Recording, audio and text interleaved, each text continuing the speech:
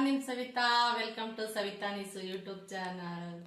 ನಾನು ಇವತ್ತಿನ ದಿವಸ ನಿಮಗೆ ಒಂದು ರೆಸಿಪಿ, ಸ್ವೀಟ್ ರೆಸಿಪಿ ತೋರ್ಸೋಣ ಅಂತ ಹೇಳ್ಬಿಟ್ಟು ಬಂದಿದ್ದೀನಿ. ಏನಪ್ಪಾ ಅಂತ ಹೇಳಿದ್ರೆ ಅದು ಜಿಲೇಬಿ ಮಾಡ್ತಾ ಇದ್ದೀನಿ. ಕ್ರಿಸ್ಪಿಯಾಗಿ ಸ್ವೀಟ್ ಆಗಿ ಜಿಲೇಬಿ ಮಾಡ್ತಾ ಇದ್ದೀನಿ. ಬನ್ನಿ ಅದಕ್ಕೆ ನಾನು ಏನೇನೆಲ್ಲ ಇಂಗ್ರೀಡಿಯೆಂಟ್ಸ್ ತಗೊಂಡಿದ್ದೀನಿ ಅಂತೇಳಿ ತೋರಿಸ್ತೀನಿ. ನಾನಿವಾಗ ಜಿಲೇಬಿ ಮಾಡೋಣ ಅಂತ ಹೇಳಿದ್ನಲ್ಲ, ಅದಕ್ಕೆ ಏನೇನೆಲ್ಲ ಇಂಗ್ರೀಡಿಯೆಂಟ್ಸ್ ಅನ್ನೆಲ್ಲ ತಗೊಂಡಿದ್ದೀನಿ ನೋಡೋಣ ಬನ್ನಿ. ನಾನು ಮೊದಲಿಗೆ ಜಿಲೇಬಿ ಹಿಟ್ಟನ್ನ ಕಲಸೋದಿಕ್ಕೆ ನಾನು ಒಂದು ಬೌಲನ್ನು ತಗೊಂಡಿದ್ದೀನಿ.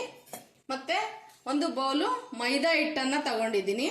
ಅದಕ್ಕೆ ಹಾಕೋದಿಕ್ಕೆ ಒಂದು ಈನೋ ಪ್ಯಾಕೆಟ್ ತಗೊಂಡಿದ್ದೀನಿ. ಮತ್ತೆ ಕಲರ್ಗೆ ಶ್ರೀಬಾತಿನ ಬಣ್ಣ ಅಂತ ಹೇಳ್ತೀನಿ, ಫುಡ್ ಕಲರ್, ಅದನ್ನ ತಗೊಂಡಿದ್ದೀನಿ. ಹಾಗೆ ಒಂದು 2 ಎಸಳು ಕೇಸರಿನೂ ಕೂಡ ತಗೊಂಡಿದ್ದೀನಿ.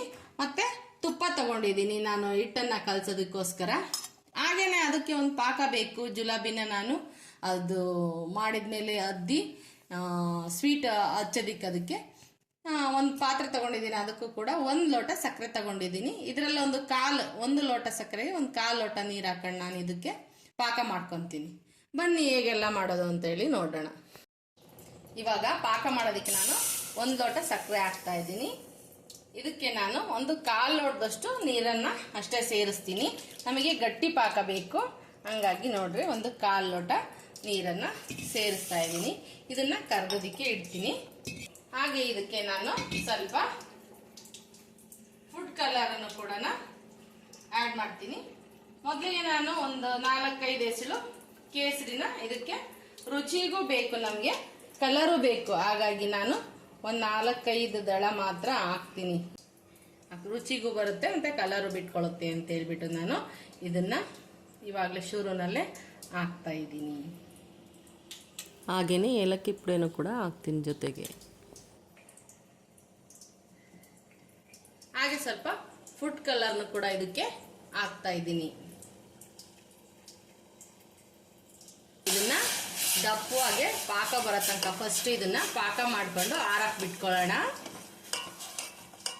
ನಾವು ಸಿಹಿ ಬೇಕು ಅಂತೇಳಿ ನಾವು ಸ್ಟ್ರೀಟ್ಗೆಲ್ಲ ಹೋಗಿ ತಿಂತಾ ಇರ್ತೀವಿ ಯಾವಾಗ್ಲೂ.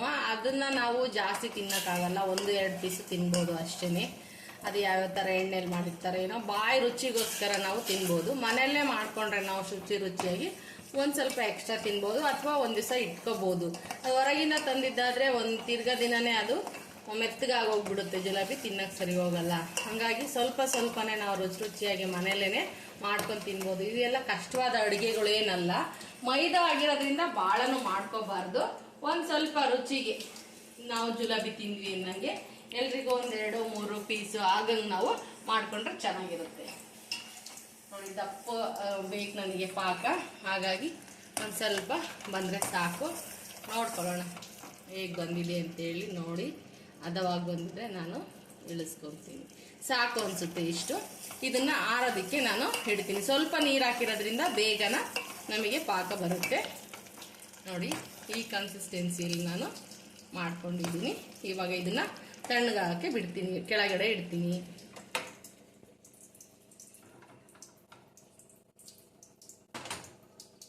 ಹಾಗೆಯೇ ನಾನು ಒಂದು ಬೌಲನ್ನು ಜಿಲೇಬಿ ಹಿಟ್ಟನ್ನು ಕಲಿಸ್ಕೊಳ್ಳೋಕ್ಕೆ ತಗೊತಾ ಇದ್ದೀನಿ. ಬನ್ನಿ. ಮೊದಲೆಲ್ಲ ಜಿಲೇಬಿಗೆ ನಾವು ಮೊಸರಲ್ಲಿ ನೆನೆ ಹಾಕಿ ಅದನ್ನ ತುಂಬಾ ಕಳಿಸಿ, ಅಂದ್ರೆ ಭಾಳ ಹೊತ್ತು ನೆನೆ ಇಟ್ಟು ಮಾಡ್ತಾ ಇದ್ವಿ. ಈಗೇನಿಲ್ಲ, ಇದು ಈಸ್ಟ್ ಪೌಡ್ರು ಅಥವಾ ಈನೋ ಪ್ಯಾಕೆಟ್ಸು ಅಥವಾ ಬೇಕಿಂಗ್ ಸೋಡಾ ಇದನ್ನೆಲ್ಲ ಹಾಕಿ ಕೂಡ ನಾವು ಮಾಡ್ಕೋಬಹುದು, ಬೇಗ ಉಳಿ ಬರುತ್ತೆ ಹಿಟ್ಟು. ಹಾಗಾಗಿ ನಾನು 1 ಪ್ಯಾಕು ಈನೋನ ಯೂಸ್ ಮಾಡ್ತಾ ಇದ್ದೀನಿ. ಇದು ಹಿಟ್ಟು ಬೆಳೆಯೋದಿಕ್ಕೆ ಅಥವಾ ಉಬ್ಬೋದಿಕ್ಕೆ ಸಹಾಯ ಮಾಡುತ್ತೆ. ಹಂಗಾಗಿ ನಾನು ಇದು ಫ್ರೂಟ್ ಸಾಲ್ಟು ಕೂಡ, ಹಾಗಾಗಿ ಈನೋ ಪ್ಯಾಕೆಟನ್ನು ನಾನು ಜಿಲೇಬಿ ಹಿಟ್ಟು ಕಲಸೋದಕ್ಕೆ ಬಳಸ್ತಾ ಇದ್ದೀನಿ. ಬನ್ನಿ, 1 ಬೌಲು ನಾನು ಮೈದಾ ಹಿಟ್ಟನ್ನು ತಗೊಂಡಿದ್ದೀನಿ. ಅದಕ್ಕೆ ನಾನು 1 ಪ್ಯಾಕೆಟು ಈನೋ ಪೌಡ್ರನ್ನು ಸೇರಿಸ್ಕೊತಾ ಇದ್ದೀನಿ. ಹಾಗೆಯೇ 1-2 ಚಮಚ ತುಪ್ಪನ ಹಾಕೊಂಡು ನಾನು ದೋಸೆ ಹಿಟ್ಟಿನ ಅದಕ್ಕೆ ನಾವು ಇದನ್ನು ಕಲಿಸ್ಕೋಬೇಕು. ಬೀಟ್ ಮಾಡ್ಕೊತೀನಿ ಇದನ್ನು ನಾನು. ಇದಕ್ಕೆ ನಾವು ಸ್ವಲ್ಪನೇ ನೀರು ಹಾಕೊಂಡು ನಾವು ಅಳತೆಗೆ ಬೀಟ್ ಮಾಡ್ಕೊಳ್ಳೋಣ, ಅಂದರೆ ಎಲ್ಲ ಕಲಿಸ್ಕೊಳ್ಳೋಣ ನೀಟಾಗಿ. ಗಂಟಿಲ್ದಂಗೆ ಕಲಿಸ್ಕೋಬೇಕು. ನೀರನ್ನು ಸೇರಿಸ್ತಾ ಕಲಿಸ್ಕೋಬೇಕು. ಇದಕ್ಕೆ ಉಪ್ಪು ಗಿಪ್ಪು ಏನು ಹಾಕಲ್ಲ ನಾವು, ಜುಲಾಬಿ ಜಾಮೂನು ಅಂಥವಕ್ಕೆಲ್ಲನ ಅವಿಷ್ಟಕ್ಕೆ ಮಾತ್ರ ನಾವು ಕೇಸರಿ ಬಾತಿಗೆ ಈ 3 ಐಟಮ್ಗೆ ನಾವು ಮಾಡ್ತೀವಿ. ಬೇರೆ ಹೆಂಗೋ ಮಾಡ್ತಾರೋ ಗೊತ್ತಿಲ್ಲ, ನಾವು ಅದೇ ಥರ ರೂಢಿ ಮಾಡಿರೋದು. ಈ 3 ಸ್ವೀಟ್ಗಳಿಗೆ ನಾವು ಉಪ್ಪನ್ನು ಹಾಕಲ್ಲ, ಮತ್ತು ಗಿಣ್ಣುಗೆ ಹಾಕಲ್ಲ. ಗಿಣ್ಣ ಮಾಡ್ತೀವಲ್ಲ ನಾವು, ಅದಕ್ಕೂ ಕೂಡ ನಾವು ಉಪ್ಪನ್ನು ಸೇರಿಸಲ್ಲ. ಇದನ್ನು ನಾನು ನೀಟಾಗಿ ಕಲಿಸ್ಕೊಂಡು ನಿಮ್ಗೆ ತೋರಿಸ್ತೀನಿ. ನೋಡಿ, ಈ ಕನ್ಸಿಸ್ಟೆನ್ಸಿ ಬರೋಂಗೆ ಕಲಿಸ್ಕೋಬೇಕು ನಾವು. ಹಾಗೂ ಮತ್ತೆ ಸ್ವಲ್ಪ ಬೇಳೆಹಿಟ್ಟನ್ನು ಮತ್ತೆ ತೋರಿಸ್ತೀನಿ. ನೋಡಿ, ಹಿಂಗೆ ಬೀಳಬೇಕು. ಅದಕ್ಕೆ ನಾವು ಹಿಟ್ಟನ್ನು ಕಲಿಸ್ಕೋಬೇಕು. ಬನ್ನಿ, ಇದಕ್ಕೆ ನಾನು ಹಾಲು ಪ್ಯಾಕೆಟನ್ನು ಕ್ಲೀನ್ ಮಾಡಿಕೊಂಡು ಅದಕ್ಕೆ ನಾನು ಸ್ಟಫ್ ಮಾಡಿಕೊಂಡು ನಾನು ಜುಲಾಬಿ ಬಿಡೋದು ತೋರಿಸ್ತೀನಿ. ಅದಕ್ಕೂ ಮುಂಚೆ ನಾನು ಒಂದು ಅಗಲವಾದ ಪ್ಯಾನನ್ನು ಇಟ್ಟು ಎಣ್ಣೆನ ಹಾಕ್ಕೊತೀನಿ. ಯಾಕೆಂದರೆ ಜುಲಾಬಿ ಬಿಡೋದಕ್ಕೆ ಸ್ವಲ್ಪ ಅಗಲವಾದಂತಹ ಬಾಣಲೆ ಬೇಕು. ಬಾಣಲೆ ಎಲ್ಲ ಗುಂಡಕ್ಕಿರ್ತವೆ, ಒಂದು 2-3 ಬಿಟ್ಟರೆ ಕೂಡ್ಕೊಂಡ್ಬಿಡ್ತವೆ. ಅದಕ್ಕೆ ಅಗ್ಲ ತಳ ಇರೋ ಅಂಥದನ್ನು ನಾನು ಒಂದು ಬಾಣಲೆನ ಎಣ್ಣೆಯನ್ನು ಬಿಸಿ ಮಾಡೋಕ್ಕಿಡ್ತೀನಿ. ಬಾಣಲೆಗೆ ಎಣ್ಣೆ ಹಾಕ್ಕೊತೀನಿ ನಾನು, ಒಂದು 1/4 ಲೀಟ್ರಷ್ಟು, ಜಾಸ್ತಿ ಬೇಡ. ಅದೇ ಅಡುಗೆ ಮಾಡಲಿ ಅನಾವಶ್ಯಕವಾಗಿ ಜಾಸ್ತಿ ಎಣ್ಣೆ ಎಲ್ಲ ಹಾಕ್ಕೊಂಡು ನಾವು ಅದನ್ನು ಎಣ್ಣೆ ಹಾಳು ಮಾಡ್ಕೋಬಾರ್ದು. ಎಷ್ಟು ಮಾಡ್ತೀವೋ ಅಷ್ಟಕ್ಕೆ ಸ್ವಲ್ಪ ಅದರಲ್ಲೇ ರುಚಿಯಾಗಿ ಮಾಡ್ಕೋಬೇಕು. ಎಣ್ಣೆ ಪದೇ ಕಾಯಿಸಿ ತಿನ್ನೋದ್ರಿಂದ ಅದು ವಿಷ ಆಗುತ್ತೆ. ಹಾಗಾಗಿ ಇದಕ್ಕೆ ನಾನು ಇವಾಗ ಒಂದು ಲೋಟದೊಳಗೆ ಹಾಲು ಪ್ಯಾಕೆಟ್ ಹಿಟ್ಟನ್ನು ನಾನು ಫಿಲ್ ಮಾಡ್ಕೊತೀನಿ. ನೋಡಿ, ಜುಲಾಬಿ ಹಾಕೋದೆ ಒಂದು ಕ್ಯಾನ್, ಅಂದರೆ ಒಂದು ಇದನ್ನು ತಗೊಂಬಂದಿದ್ದೆ ಜುಲಾಬಿ ಬಿಡೋದಕ್ಕೆ ಅಂತ. ಅದು ಪದೇ ಮಾಡಲ್ಲಲ್ಲ, ಇವಾಗಂತೂ ಮೈದಾ ತಿನ್ನೋದು ಬೇಡ ಅಂತ ಹೇಳ್ಬಿಟ್ಟು ಜಾಸ್ತಿ ಮಾಡಲ್ಲ ಇವನ್ನೆಲ್ಲ. ಹಾಗಾಗಿ ನಾನು ಅದನ್ನೆಲ್ಲ ಹಾಕ್ಬಿಟ್ಟಿದ್ದೀನಿ, ಅದು ನನಗೆ ಸಿಗ್ತಾ ಇಲ್ಲ. ಹಾಗಾಗಿ ಇದು ಪ್ರಯತ್ನ ಮಾಡ್ತಾ ಇದ್ದೀನಿ. ಹೀಗೆ ಇಟ್ಕೊಂಡು ನೋಡಿ, ಈ ಥರ ಮಾಡ್ಕೊಂಡಿದ್ದೀನಿ. ಸ್ವಲ್ಪನೇ ಬಿಡ್ತೀನಿ ನಾನು. ಇದಕ್ಕೆ ಅಂತಾನೆ ಜುಲಾಬಿ ಹಾಕೋಕ್ಕೆ ಅಂತಾನೆ ಪೌಚ್ ಬರುತ್ತೆ, ಒಂದು ಕೋನ್ ಥರ. ಅದು ನಾನು ತಂದಿಲ್ಲ, ಮನೇಲಿ ಇಟ್ಕೊಂಡಿಲ್ಲ. ಅದನ್ನು ಇರೋದ್ರಲ್ಲೇ ನಾನು ಮಾಡಿ ತೋರಿಸ್ತಾ ಇದ್ದೀನಿ. ಸ್ವಲ್ಪನೇ ಮಾಡ್ಕೊತೀನಿ ನಾನು. ಇವಾಗ ನಾನು ಇದ್ರ ತುದಿನ ಚಿಕ್ಕದಾಗಿ ಕಟ್ ಮಾಡ್ಕೊತೀನಿ.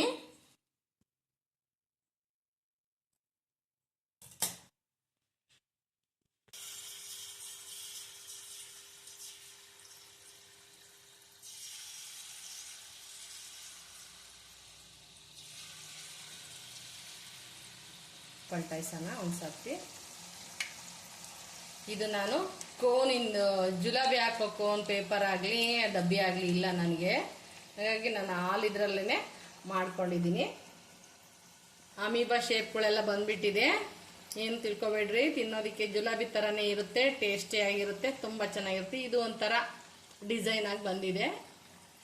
ಆಗ್ತಾ ಬರುತ್ತೆ. ಫಸ್ಟ್ ಅಟೆಂಪ್ಟ್ ಅಲ್ಲ ಇದೀಗ, ಫಸ್ಟ್ ಸರಿ ಹಾಕಿದ್ದೀನಲ್ಲ, ಅದು ಮತ್ತೆ ನನ್ನ ಕೈಗೆ ಅಳತೆ ಸಿಕ್ಕ ಮೇಲೆ ಚೆನ್ನಾಗಿ ಬರುತ್ತೆ ಆಕಾರ. ಇವಾಗ ಆಗಿದೆ ಇದು. ಒಂದೊಂದನ್ನೇ ಎತ್ತಿ ನಾನು ಪಾಕದೊಳಗೆ ಹಾಕ್ಕೊತಾ ಇದ್ದೀನಿ. ನೋಡಿ, ಇನ್ನೊಂದು ಆಗೋ ತನಕನೂ ಅದು ಆ ಪಾಕದೊಳಗೇನೆ ನಿಂತ್ಕೊಳ್ಳಿ. 2 ಕಡೆನೂ ಮಗ್ಚಿ ಹಾಕಿ ಇಡೋಣ.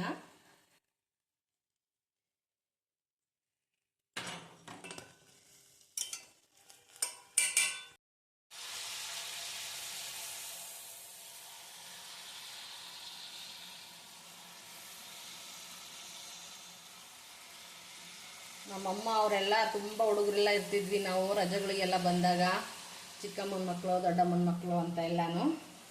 ಆವಾಗ ಈ ಥರ ಎಲ್ಲ ಅಡುಗೆ ಎಲ್ಲ ಮಾಡಿಕೊಡೋರು ನಮಗೆ. ಇದ್ಯಾಕೆಂದರೆ ಸ್ವಲ್ಪ ಮಾಡಿದರೆ ಸಾಕು, ತುಂಬ ಒದಗುತ್ತೆ ಇದು. ಹಂಗಾಗಿ ತಿನ್ನೋಕ್ಕೂ ರುಚಿಯಾಗಿರುತ್ತೆ. ಸ್ವಲ್ಪ ಹಿಟ್ಟು ಕಲಿಸಿದ್ರೆ ಎಷ್ಟೊಂದು ಜನ ತಿನ್ಬೋದು ಇದನ್ನು. ತುಂಬ ಒದಗುತ್ತೆ ಇದು. ನೋಡಿ ಎಷ್ಟು ಚೆನ್ನಾಗಿ ಬರ್ತಾ ಇದೆ ಇಷ್ಟು ಎಲ್ಲ. ಸ್ವಲ್ಪ ಸಣ್ಣ ನೋಡಿ ಎಷ್ಟು ಚೆನ್ನಾಗಿ ಬರ್ತಾ ಇದ್ದಾವೆ. ಮೊದಲೆಲ್ಲ 3-4 ಗಂಟೆಗಟ್ಟಲೆ ನೆನೆಯೋಕೆ ಬಿಡೋರು ಹಿಟ್ಟು, ಸ್ವಲ್ಪ ಹುಳಿ ಬರಲಿ ಅಂತೇಳಿ ಮೊಸರಲ್ಲೆಲ್ಲ ಕಲಸೋರು. ಇವಾಗ ಏನಿಲ್ಲ, ಸೋಡಾ ಹಾಕ್ಕೋತಾರೆ, ಬೇಕಿಂಗ್ ಸೋಡಾ ಹಾಕ್ಕೊತಾರೆ. ನೆಕ್ಸ್ಟು ಈಗ ಏನೋ ಪ್ಯಾಕೆಟ್ ಬಂದಿದೆ ಅದನ್ನ ಹಾಕ್ಕೊತಾರೆ. ಇವಾಗ ಬಂದಿದೆ ನೋಡಿ, ಅದು ತೆಗಿಯಮ್ಮ. ಕ್ರಿಸ್ಪಿ ಬೇಕು ಅಂದರೆ ಸ್ವಲ್ಪ ಕ್ರಿಸ್ಪಿಯಾಗು, ಇನ್ನೂ ಬೇಕು ಅಂದರೆ ನೀವು ಮಾಡ್ಕೋಬೋದು.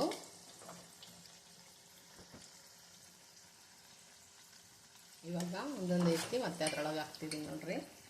ತುಂಬ ಟೇಸ್ಟಿಯಾಗಿರುತ್ತೆ ಕಣ್ರಿ.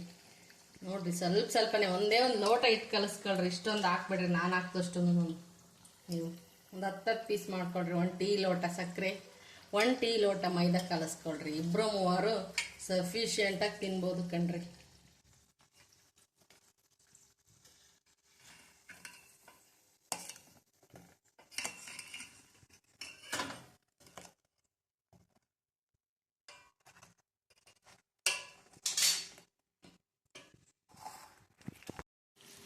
ನನ್ನ ಮಗಳು ನೋಡ್ರಿ, ನಾನು 3 ಪೀಸ್ ಮಾಡಿದ್ದೆ. ಮಾಡ್ತಾನೆ ರುಚಿಯಾಗಿದೆ ಅಂತೇಳಿ ತಗೊಂಡು ತಿಂತಾ ಇದ್ದಾಳೆ ನೋಡ್ರಿ. ನನಗೂ ತಿನ್ನಿಸ್ತಾ ಇದ್ದಾಳೆ. ಜೊತೆಗೆ ಕುರುಮ್ ಅಂತ ಬರ್ತಾ ಇದೆ ಕಣಮ್ಮ, ಎಷ್ಟು ಚೆನ್ನಾಗಿದೆ ಅಂತ.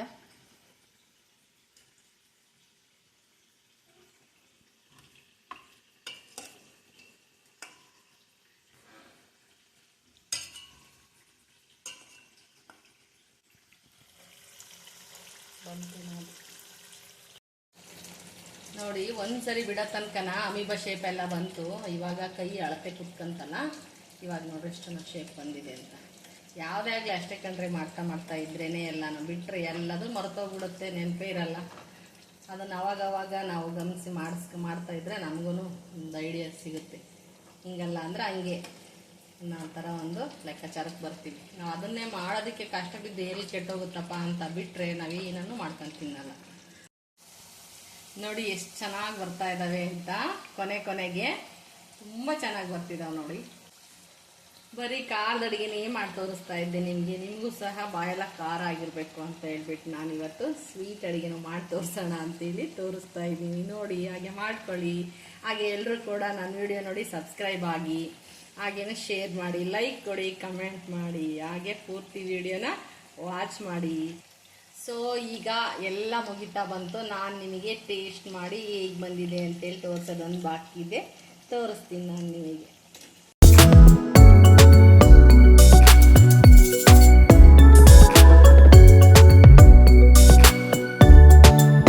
ಬನ್ನಿ ನೋಡೋಣ ಜಿಲೇಬಿ ಹೇಗೆ ಬಂದಿದೆ, ರುಚಿ ಹೆಂಗೆ ಬಂದಿದೆ ಅಂತೇಳಿ ನಾನು ಟೇಸ್ಟ್ ಮಾಡಿ ನಿಮಗೆ ಹೇಳ್ತೀನಿ.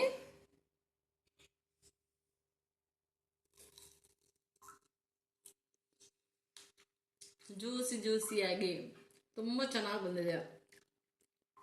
ನಿಮಗೆ ಸಕ್ಕರೆ ಇನ್ನೂ ಸ್ವಲ್ಪ ಬೇಕು ಅಂತ ಹೇಳಿದ್ರೆ ಇನ್ನೊಂದು ಸ್ವಲ್ಪ ಪಾಕನ ಜಾಸ್ತಿ ಮಾಡ್ಕೊಂಡು ಹತ್ಕೊಳ್ರಿ.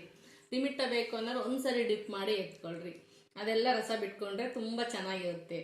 ಮಾಡಿ ನೋಡ್ಕೊಳ್ರಿ. ಮನೇಲಿ ಇಷ್ಟಿಷ್ಟೇ ರುಚಿಕರವಾಗಿ ಮಾಡ್ಕೊಂಡ್ರೆ ಎಷ್ಟು ಖುಷಿಯಾಗಿ ಪಡ್ತಾರೆ. ಎಲ್ಲ ಮಕ್ಕಳೆಲ್ಲ ಖುಷಿಯಾಗಿ ತಿಂತಾರೆ. ನಮಗೂ ಈ ಅಡುಗೆ ಬರುತ್ತಲ್ಲ ಅನ್ನೋ ಒಂದು ಹೆಮ್ಮೆ ಇರುತ್ತೆ. ಹಾಗೆಯೇ ನಾನು ಇನ್ನೊಂದು ವಿಡಿಯೋ ಜೊತೆಗೆ ನಾನು ನಿಮ್ಮ ಮುಂದೆ ಬರ್ತಾ ಇದ್ದೀನಿ. ಬಾಯ್, ಮತ್ತೆ ಸಿಗೋಣ.